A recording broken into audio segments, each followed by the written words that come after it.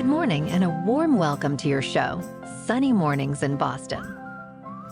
I'm your host, Melissa, and it's Monday, March 4th. Coming up on today's show, we'll get into the surf report and the weather outlook.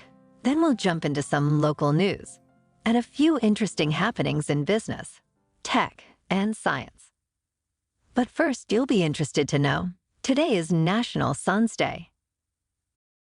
National Sons Day prompts reflection on our role as parents. It's a time to listen to our boys, understanding their dreams, fears, and views on changing the world. So today, I hope you have some great memories that you can bring to the top of your mind and relive them as if they were yesterday. And now it's time for the weather report.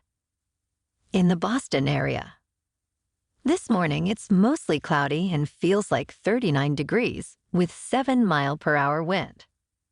The sunset will take place at 5:38 p.m., and it will rise again tomorrow at 6:12 a.m. It looks like we're in for some patchy fog this morning before 9. Otherwise cloudy with a high near 52 and north wind around 7 miles per hour. Tonight, it's cloudy with a low around 41. For all you beach runners out there, the first high tide Monday will be at 5 a.m. with a low tide just before noon. The nearshore buoy at Cape Cod Bay reads 39 degrees for the water temperature. Looking ahead in the weather, we'll see rain likely on Tuesday afternoon, with a high near 47 degrees, increasing to an 80% chance of rain by night, with lows around 45. Wednesday offers a 40% chance of rain with cloudy skies and a high near 61, turning to a 60% likelihood of rain after 10 p.m. and a low around 43. Rain continues into Thursday, mainly before 2 p.m., with a breezy high near 43 and a 60% chance of rain, easing into a mostly cloudy night with a low around 36. Friday sees a 30% chance of rain, but partly sunny skies, with a high near 41. Bonjour, food enthusiasts. This podcast is brought to you by Versailles Cafe and Pastries in Encinitas. Nestled on El Camino Real South, just north of Encinitas Boulevard, this cafe is a haven for culinary delights. Indulge in their amazing Eggs Benedict or their gluten-free crepes. You can grab a panini for lunch or just breeze on through to get your morning coffee.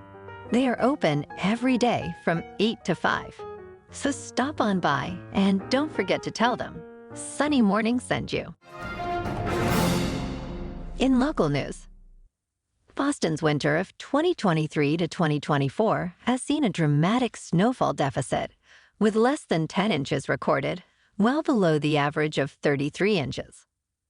This ranks as the sixth least snowy winter on record for the city, with the last comparable season in 1972 to 1973.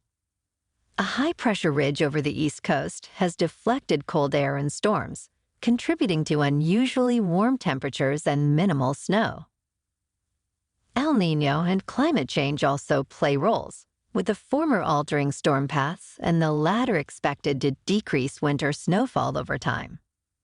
Despite the snow scarcity, March could still bring significant snow events, as historical data shows it's capable of surprising snowfalls. The storm of the century in 1993 and the March 14th blizzard of 2017 are examples of March's potential for notable snow accumulation. The current season emphasizes the intricate relationship between weather patterns and climate change, even as hopes linger for a snowy March.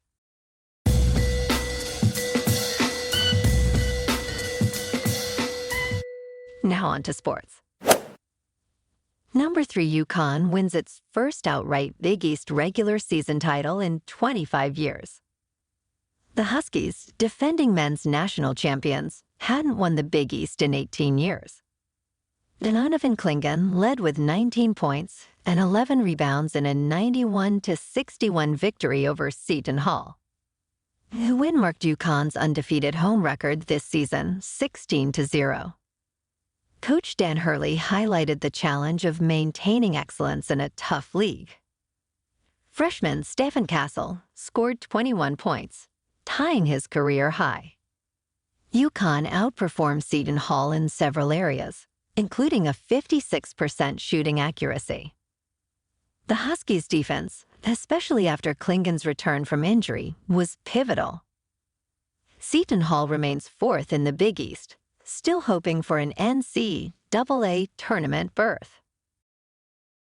Last night in the NBA, the Celtics absolutely destroyed the Warriors, 140-88. Ouch, break out the body bags. The C's set a league record with their third 50-point win this season.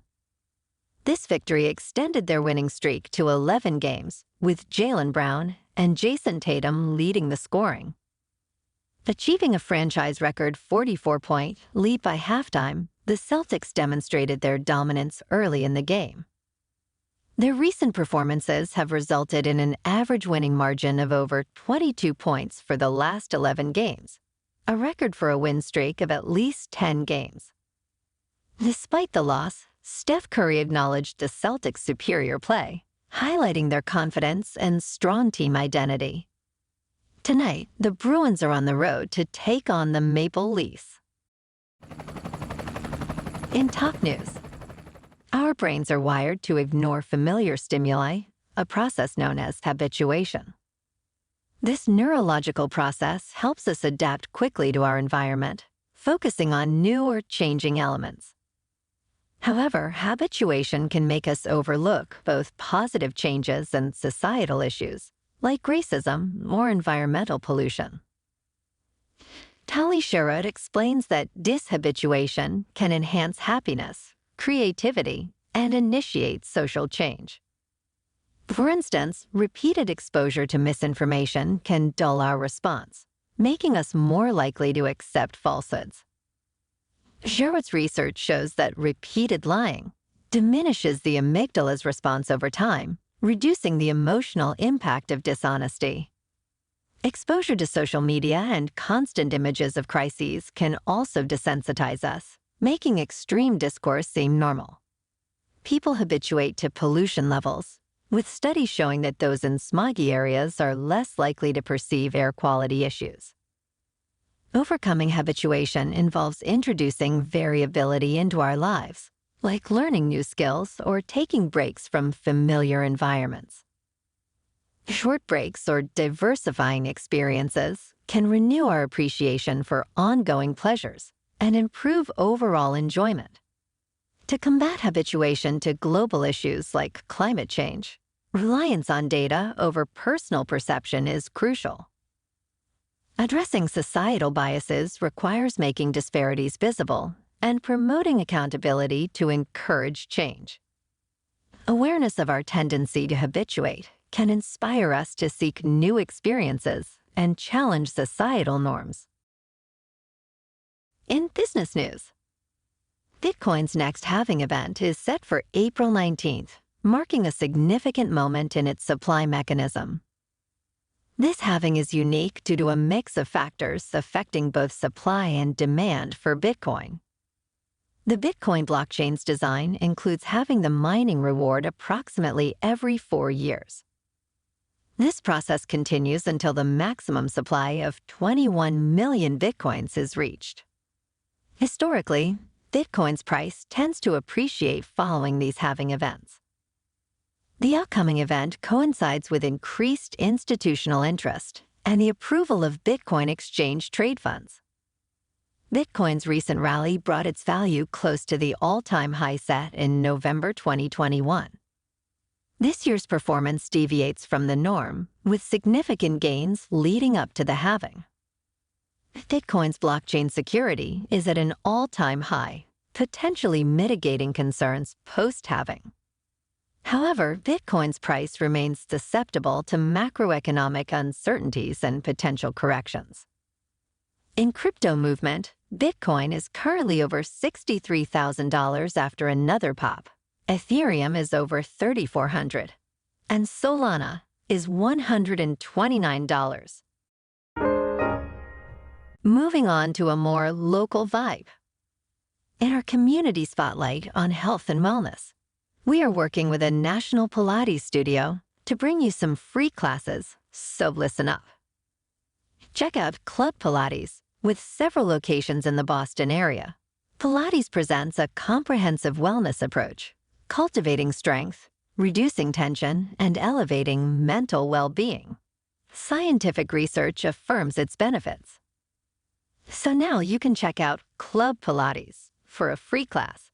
With locations in Canton, Wellesley, Hingham, Brookline, and Framingham, just be sure to tell them Sunny Morning sent you by.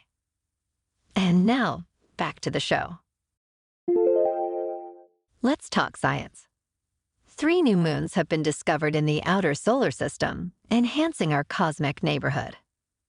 1 moon orbits Uranus, and the other 2 circle Neptune, making these ice giants a bit more crowded.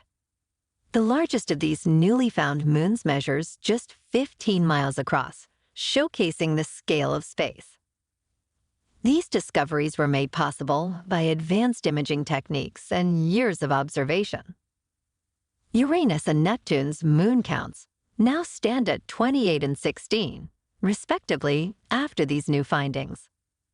The smallest of these moons, orbiting Uranus, is only 5 miles in diameter and takes 680 days to complete an orbit. Neptune's new moons vary in brightness and size, with orbits ranging from 9 to 27 years. Astronomers used layered exposures to reveal these moons against the backdrop of stars and galaxies. These moons have likely been gravitating around their planets since the early days of the solar system. While this might complete the list of moons down to sizes of 5 to 8 miles for Uranus and Neptune, the search continues for even smaller satellites. And in entertainment news, Dune, Part 2 led the U.S. box office to its best weekend of the year with $81.5 million in sales. This success pushed the domestic box office past the $100 million mark for the first time since January. 2024's overall box office sales, previously lagging behind 2023 by 20%, have now improved. The sequel's timing proved advantageous, filling a void for movie theaters seeking a box office boost. IMAX reported record sales from Dune, Part 2, highlighting the film's broad appeal. The movie, based on Frank Herbert's novel, explores themes of war, betrayal, and survival on a desert planet. Despite challenges, including a previous controversial simultaneous release strategy, the sequel has performed well. The decision to delay its release due to the actors' strike allowed for effective promotion, enhancing its success. Overall, the weekend saw a total gross of $112 million across all movies, setting a high for the year. Well, alrighty folks, it's time for the quote of the day.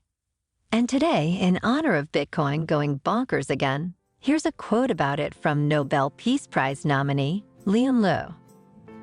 Every informed person needs to know about Bitcoin because it might be one of the world's most important developments. And it just might be. And that's a wrap for this morning. Remember to stay tuned tomorrow for more news and updates. Have an amazing day, my good friends.